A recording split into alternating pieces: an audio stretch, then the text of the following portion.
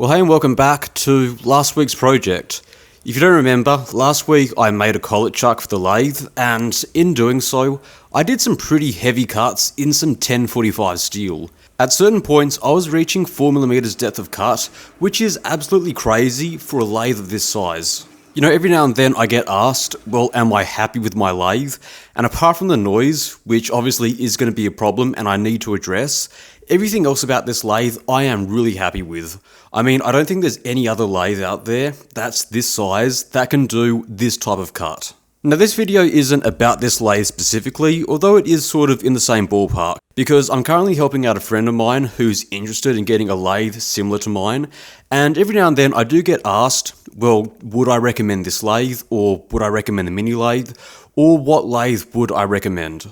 And for me, I always find it very difficult to answer that question because obviously I don't know your background, I don't know what you need from a lathe, and the range of lathes that you can buy in Australia are very different to the range of lathes that you can buy in either Europe or North America. But I do think there are some universal things which you might want to look out for and things you definitely want to avoid. And obviously I'm no lathe genius, but I have bought 4 lathes in my time, and there are definitely some features which I didn't know to look out for, which either ended up being things that I'd want in a future machine or things I would want to avoid. So let's do the big one, and that's going to be size. Now obviously that's going to be up to you. There's obviously the old adage of get the biggest lathe that you can, and to an extent I do agree with that. Bigger lathes are obviously going to handle much bigger cuts and they're going to be a lot more rigid than a comparable smaller lathe. But it must be said that the size spec that you see on the website isn't going to give you the full picture when you're buying a machine. So for example, I have a Hafco AL250, and on the website it says it has a machining capacity of 250 by 500. So in theory it can hold a piece that's 500 by 250. And whilst theoretically that is true, that's the dimensions of holding a part between centers.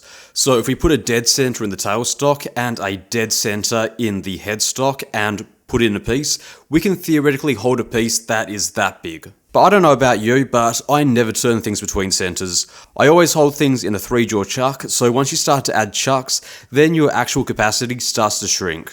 So for example, a regular chuck might be 60mm thick, a tailstock chuck is about 90mm long, and once you start to add, say, a drill bit, you might only have about 300 to 350mm of actual turning capacity. You know, that is a lot smaller than the advertised 500. And the same thing goes for the swing diameter. Yes, you can hold a piece that's 250mm in diameter on this lathe, but probably not chucked. I mean, this uses a 125mm chuck, so to get anything that large, you'll probably have to hold it using some custom fixture. And if you do manage to do that, all of the work is going to have to be housed on the front side of the carriage, because the carriage and the top slide is pretty thick. In fact, the maximum diameter of work that you can run across the whole lathe, including the cross slide, is only 160mm. And obviously every lathe is going to be like this. So when you buy a lathe, just because it says it can hold this diameter of work, it doesn't mean that it's going to be practical to do so. So at least to me, I do think that there is merit in getting the biggest lathe that you practically can. At the same time though, I really did appreciate the fact that the mini lathe was so light and small that I could very easily pick it up and move it about. This made moving workshops and rearranging the workshop so much easier than it would be with a large lathe. Speaking of larger lathes, you know, this one here is still quite small. You know, it only weighs about 180 kilos, but even with an engine hoist, it took 2 people and 2 days just to get this down to the workshop and installed. And even doing that was quite a difficult exercise. I do appreciate that a lot of people do have the equipment on hand to be able to move these lathes, but I don't have that type of equipment on hand, and even with an engine hoist, it was very difficult to move around. Obviously it's not a deal breaker, but it is going to be a real hassle when it comes time to either moving this or rearranging the workshop. Now the next thing that's worth talking about is the spindle bore. That's the hole that goes all the way through the spindle to the chuck. And I use this all the time to feed metal all the way through the lathe, because if I don't do that, I'll have to cut metal down to length and leave an extra 20mm or so for the chuck to hold onto. And usually that bit goes to waste. Now because of this detail, having a larger spindle bore is always going to be better. Unfortunately, this one here is only 26mm, whereas the next model up that I was looking at getting was 38. This is one of the compromises that I had to make when I was getting this lathe, but sometimes I really do wish that I got the larger model up because I have had to waste quite a bit of metal just to allow for that 20mm of chucking. Another thing worth looking at is how many accessories are included as standard. Some lathes come really bare bones and the accessories are actually quite expensive to buy after the fact. The mini lathe that I bought was pretty bare bones, but thankfully the accessories were quite affordable. But the accessories for the Shoreline lathe are so expensive that you can spend more on accessories than you would do for the lathe itself. Obviously you don't need to buy all of them, but some things like a follower rest are things that can be pretty useful to have. Now the Hafco thankfully came with pretty much everything as standard. It came with a steady rest, a follower rest, and a faceplate. They're not very well made, but at least it did come with them. It also came with a threading dial, which the mini lathe didn't have. Threading dials are also another thing that I'm really glad that I have, although it's not a deal breaker because they are quite cheap. If you've never used one before, effectively it's just a dial that runs off the lead screw and it helps you sync up the carriage to the chuck. So when you're cutting threads, you can disengage the carriage, move it back to its original position, and then re-engage it, and the thread cutter is going to be able to cut in the same helix. If you don't use it, and it will depend on the exact type of thread that you're cutting, but sometimes the chuck and the carriage won't line up and it's going to cut, making something that looks very similar to a double start thread. It's a nice thing to have, although even I can admit I don't always use it, but when I do use it, I am glad that I do have one. What is important though is the motor, or at least what type of motor / gearbox do you get. Now everyone is going to have their own opinion on this matter. I know some people are going to disagree with me, and obviously each of them are going to have their advantage and disadvantage, but having used a DC driven, belt driven and several gearbox driven lathes, I can safely say that unless it's a CNC machine, I would definitely choose a gearbox over every other type. Obviously I do want to say, I got a pretty rubbish example of a gearbox because it is quite loud, but apart from the noise, I still get all the other benefits of a gear driven lathe. And the big one obviously is, it being a gearbox, you get the benefit of the gearing. So inside this is an AC motor and it runs at 1400 RPM. So when I run this at 700 RPM, which I do quite often, I get almost double the torque that I get from the motor. At 140 RPM, I get 10 times the torque, and at 80, which is its lowest, I get 17.5 times the torque that we're getting from the motor. Obviously it's a bit less because it's not 100% efficient, but we're still getting a huge increase in terms of torque. And obviously the end result is that this machine can do crazy heavy cuts that I wouldn't be able to achieve on a similar sized machine with a similar sized motor.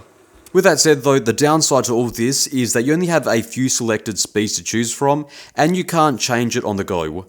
Now generally this won't be an issue when I'm doing normal cuts, but when I'm doing large facing passes, you'll see that the surface finish will change and it usually gets worse the closer it gets to the center as the surface speed starts to drop. Now with the DC motor you could just increase the speed as you go, but here you'd have to stop the lathe and you would see a big change in the surface finish. You also are going to be paying extra for the gearbox and the extra maintenance, oil and draining and flushing the gearbox, and doing that is going to be a several hour job. It's also going to be really complicated to pull apart, at least compared to any other type of lathe. I'm going to have to do it soon and I dread the day because, pulling it apart is one thing, but putting it back together, that's going to be another thing. On the flip side though, this has a very simple motor and very basic electronics. It's a single phase AC induction motor, so it's effectively just mains current from the wall that's powering this and it goes. Really basic motor, super reliable.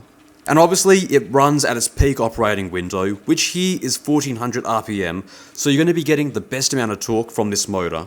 And obviously gearing it down to get the speed that you want. With DC motors, you're going to be dealing with the torque dropping off, and you're also going to be dealing with the fact that the motor boards are quite complicated and expensive to replace if they ever break. Which is what happened to me with the mini lathe. Now there's obviously belt-driven lathes, and I think they're a nice middle ground. They're obviously going to be a lot cheaper and simple than a proper gearbox, and you'll still get the mechanical advantage of gearing it up. I do like these types of lathes, although the belts are a bit of a pain to change, and you usually get less range of speeds to choose from. And that's why I went with the gearbox. Although it must be said that not every gear-driven lathe is going to be made equal. My one is a bit special because it's driven by this single lever and it's 12 speed. which is a pretty good range of speeds to choose from. However, I have seen them as low as 6 speed, which is not a huge range of speeds to choose from. And the next model up was also a hybrid of belts and gears, which I really wasn't happy with. Now, maintaining the theme of gears and gearboxes, once you have used a lathe with a gearbox for the lead screw, it's not something that you'd easily want to give up. And the thing is, it's probably not for threading, because I myself don't single point cut a lot of threads, but it is so useful for when you have a power feed. Being able to very quickly change speeds in a matter of seconds is not a feature that I want to give up anytime soon. Compare this to the old lathe, where I needed to swap out the gears and then change the gear spacings. That's easily a 5-minute job compared to doing something that can be done in about 5 seconds. Definitely a feature that I wouldn't want to go without. And along the same lines, I think having a power feed is something that I would recommend, and by that I mean it has a power feed that is separate to the thread cutting half nut. And it's even better if your lathe can do both power feed and power facing. Not all of them will have power to the cross slide. Now, the advantage of having a proper power feed is just that you're going to get a more consistent surface finish across many parts. You're going to get constant tool pressure, which is going to be better for the cutter, and you can set the proper surface finish as is required by your inserts. And it's also really useful for when you're doing long passes on big parts. Now, once again, you will be paying for this, since having a proper power feed is going to require having a gearbox to be made inside the carriage. And that's going to be driven either by a separate shaft or driven by a key that's going to be held in the lead screw. Either way, it's going to be separated from the lead screw threads. And I think that's the important part, because a lot of the cheaper lathes that you're going to see is going to use the lead screw for both cutting threads and as the power feed. And because you're going to be using the half nut on the threads, you're going to be wearing out the lead screw a lot faster. I've also found out that the power feed is just way too coarse to be usable. The power feed here is about 15% the feed of the threading, which is about what you'd want. Now, at least to me, having a power cross slide is going to be less of a priority because I don't use it a whole lot, but it's certainly good to have it when you do need it. Now, another area that you might want to look out for, although there isn't a whole lot that you can do because most new lathes, or at least most new smaller lathes are going to be like this, is the fact that the cross slide is going to be made way too short. I'm pretty sure they do this just to save material, but on new lathes, the cross slides tend to be shorter than the carriage is deep. What this effectively means is when you do want to put a DRO on, you will need to add a bracket because the linear rails are going to be made a lot longer. Now, one thing I love to have on a lathe is T-slots on the cross slide. You know, it's not a deal breaker for me, but I would have loved to have T-slots on my cross slide in a similar way that I added T-slots to the mini lathe. The reason why I did this was so that I could move the tool post and the compound in and out. This meant that when I was doing boring or when I was doing small stuff, most of the cross slide would be in contact with the dovetails on the carriage. With the way that it is at the moment, there's just going to be less contact. Although sometimes I can get around this by simply rotating over the compound. All in all, it's not a deal breaker, but it's certainly something that I would have liked to have seen. It's also worth looking at how the compound is bolted down. On this lathe, it's 2 bolts which are very easily accessible. And in my opinion, this is one of the better designs. There are a few other designs out there, but the worst one that I've run into is having a single or 2 bolts which are hidden underneath the top slide. This means in order to adjust it, you need to pull the top slide back, adjust it, sweep to see if the angle is correct, and then pull the top slide all the way back and adjust it a bit more. Back when I was using the mini lathe, to set up the compound to cut, say, a Morse 2 taper, it could easily take 20 or 30 minutes to get the top slide properly dialed in to cut the correct taper. Compare that to this lathe, where it only takes me about 10 minutes to get it all dialed in. Now, a minor detail which I'll mention before I move on is having a dial on the carriage hand wheel. A lot of cheaper lathes aren't going to have this, and whilst it certainly should not be a deal breaker, it is a nice feature to have. Now, obviously, its use has been replaced by having a DRO, but before I got it, it was very useful to have this. And in the same vein, having a dial on the tailstock is useful to have, and in fact, it's probably more useful. Now, most lathes are going to have markings on the shaft, but having a proper dial is going to be a lot more useful and a lot more precise. The old lathe didn't have one, and getting a precise depth when drilling could be quite difficult. And it's also worth running your finger over the etchings just to make sure that they're deep enough so that they are going to last. You know, the ones on the mini lathe were just lasered in, and as a result, over the course of 4 years, the markings have mostly worn out. I mean, they're still there, but you can barely see them.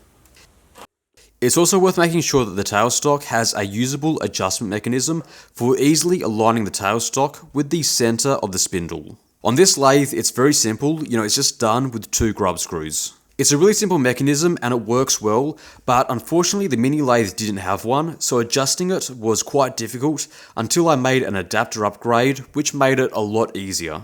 Without it, and if the tailstock isn't perfectly on center, generally you're going to be cutting some sort of taper when you're using a dead or a live center. I'd also recommend that you get a lathe with a lever locking tailstock. The cheaper ones always use a nut and a stud just to lock everything in place, and it just takes so much longer to lock and then unlock the tailstock. Now here's an interesting detail that I don't see getting talked about a whole lot, and that's making sure that the tailstock rides on the prismatic ways. It's a small detail, but I do think it's important, because on this lathe, and the same thing goes for the mini lathe, the tailstock rides on the ways, and doing this helps it stay square to the spindle. This lathe here has a completely separate way for the tailstock, and whilst I don't think it's necessary to have that, it's still a good detail. Now I say this because I have seen some lathes that simply rely on the gap in between the bed to keep the tailstock aligned. To me, that is a design that I would definitely avoid. The next model up of lathe had this, and when I went to see it in the showroom, there was definitely some play between the tailstock and the gap in the bed. And this amount of play is going to cause you issues because if you're turning with, say, a live center, or you're turning between centers, you're going to be turning a taper. And even if you do adjust it, I think it would be quite difficult to keep it aligned. And obviously that was a brand new demonstrator model in the showroom. In the real world, as you use it over time, I'm sure that issue would get a lot worse. I'm sure there's ways of fixing it, but at least to me, I would stay away from that design. Now staying on topic with the bed, I think having hardened cast iron ways is something that is worth it. Most expensive lathes are going to have this, but a lot of the cheaper lathes aren't. And all they really do is they induction harden the top layer of the bed, and that gives it a bit more wear resistance and a bit more hardness to protect it from any damage. And I think this is an area that matters a lot because the bed is probably the beating heart of the lathe, and it's something that you want to keep in as pristine condition as you can. As an example of what will happen, the bed on the mini lathe wasn't hardened, and by the end of its life, the carriage could noticeably move a lot more freely at the spindle end, mostly because it spent more time down there and had worn down a lot more compared to the tailstock end. And it only took about 4 years to become really noticeable. Now in fairness to the mini lathe, it was a cheap lathe, it had pretty soft cast iron, I used it way more than the average user, and in terms of actual millimeters, it was maybe only, 0.1 millimeters of actual wear. But it is indicative of something that's going to happen on every other lathe. But obviously if it is hardened, it is going to buy you a few more years. And obviously it will give you the added protection from any damage. Now another small detail to have is having way wipers for the carriage. These things are so underrated and I don't think they are talked about enough, but I love them on my lathe. They're just pieces of rubber which prevent swarf from being pulled under the carriage and being retained and scratching up the ways, which is something that would happen frequently on the old lathe. This lathe here has way wipers pre-installed at the factory and it's never happened once. Obviously you can add them afterwards, but I'm very happy that my lathe came with them as a standard feature. Now another detail worth looking for is how many oiler ports does this lathe come with as standard. A good lathe should come with a lot of them in all the areas that have a lot of contact, and those areas obviously will need periodic oiling. Obviously you can add them yourself, which I did for the mini lathe, but it should be an expectation that a good lathe should come with them as standard, which this lathe thankfully does. Now this detail will only apply to maybe 4 or 5 lathes, but if your carriage is screw driven, just stay away from it. I've found that these are super frustrating to use because it takes so long to move the carriage from one end to the other. Just think of how annoying it can be to move the mill table from one end to the other, and simply just make that into a lathe. Now the final thing I have on my list is how does the chuck attach to the spindle and how easy is it to remove? So my lathe, as did the mini lathe, uses a direct mount, so the chuck effectively directly locates onto the registering flange and it bolts directly on. I love this method because it's so simple because you don't need anything other than 3 bolts. Except for 4 bolt pattern chucks, then you need to make some sort of backplate. But making this type of backplate is really simple. I really like this method, except I'd wish that they'd left an extra 10 to 15 millimeters of gap so I can get my fingers in to change the chuck. It's really annoying and it turns what could be a 2-minute job into maybe a 5 or 10-minute job. Now I know some lathes use a threaded spindle, and whilst I don't have a lot of experience with those lathes except for the Sherline, I know that unless you use lathe dogs to hold the chuck in place, you can't run those in reverse because they will unscrew. Now the more expensive lathes here are going to use a D14 cam lock to hold the chuck in place. If you've never used one before, they are a great chuck mount because you can very easily swap chucks in and out in a matter of minutes. It's really what I would have wanted on this lathe. The real downside, except for the fact that my lathe didn't come with one, is the fact that the back plates are quite hard to make, and if you do end up buying them, they're going to be about $165 each. So for me, considering that I have 2 4-jaw chucks and a collet chuck, that would almost be $500 in back plates alone. Totally worth it though, once you've used them once, it's pretty hard to go back. And that, I think, is about it. Those are pretty much all the qualifiers that I looked at when I was buying my lathe, and that's how I settled on buying this lathe. And hopefully once I fix the gearbox issues, it'll turn into what effectively is my perfect lathe. Or at least as good as it possibly could be, in terms of lathes of this size and in this price category. Now obviously it's not like I had a huge amount of choice, as I said before, I only had about 4 or 5 different options, and even this is still a bit of a compromise. But the fact that I can turn relatively large and pretty accurate parts, that's really all that I've ever needed. And as long as I can fix the noise issues, this is going to be my lathe for a long time to come. Now as for you guys, I do hope that this video was useful. Obviously I can't tell you what lathes to buy, but I do hope these pointers will hopefully point you in the right direction. Final thing I should say is I do encourage you to watch other people's videos on this topic. These are the details that I think are important, and especially when it comes to the motor, I do think having a geared motor is the way to go, but obviously other people are going to have their opinions on the matter, and their opinions will definitely be valid. And with that, thank you very much for watching. I'll see you next week.